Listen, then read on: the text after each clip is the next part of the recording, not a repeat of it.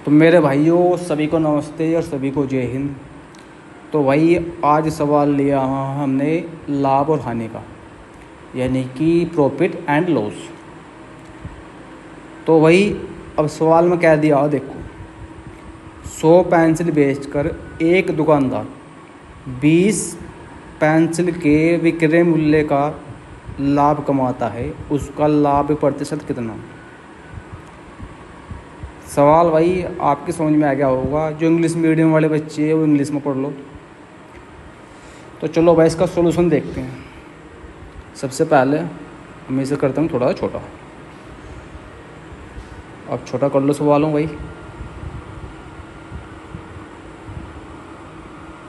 सवाल कर दो छोटा। तो भाई सवाल कर दिया हमने, देखो छोटा। तो जो सवाल नंबर दिया है, अब सवाल के अकॉर्डिंग सवाल करो। इसने बोला है कि 100 पेंसिल बेचकर एक दुकानदार 20 पेंसिल के विक्रय मूल्य का लाभ कमाता है, उसका लाभ परसेंट कितना। तो इसने क्या बोला है कि 20 पेंसिल के विक्रय मूल्य का लाभ कमाता है। तो यानी कि अब मैं आपको बताऊँ भाई एक तो सीपी जिस मूल्य पर हम वस्तु खरीद कर लाते हैं, और भाई एक होता है एसपी जिस मूल्य पर हम सामान बेचते हैं। कोई दिक्कत नहीं है, ये हो सेलिंग प्राइस और ये हो आपका कॉस्ट प्राइस। चलो भाई इतना बेसिक होना चाहिए बच्चे का।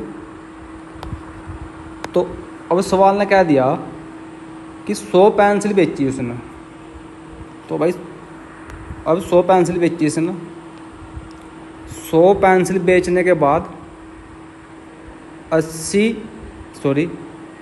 पेंसिल बेचकर एक दुकानदार 20 पेंसिल के विक्रय मूल्य के परसेंट, यानी कि विक्रय मूल्य का लाभ कमाता।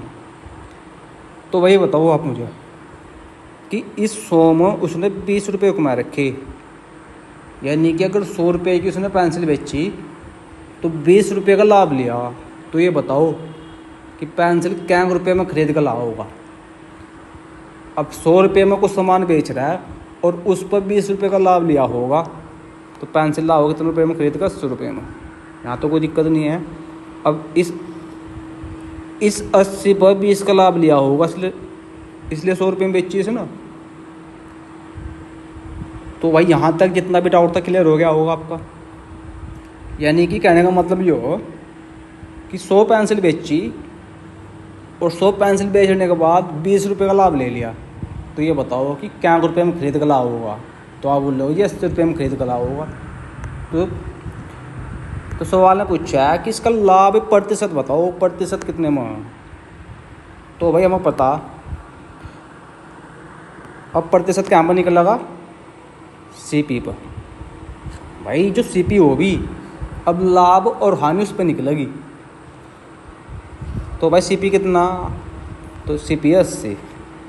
अब इस 80 रुपये पर 20 रुपये का लाभ ले लिया इसने। तो ऐसा परसेंटेज बनाने खातर गुणा 100 कर दो। तो भाई यहाँ तो देखो क्या करना आप इसे, तो इसे 20 तक ऐड दो आप 4 बारी में, और भाई 4 तक चले जाओगे 25 बारी में। तो आपका आंसर क्या आ जाएगा,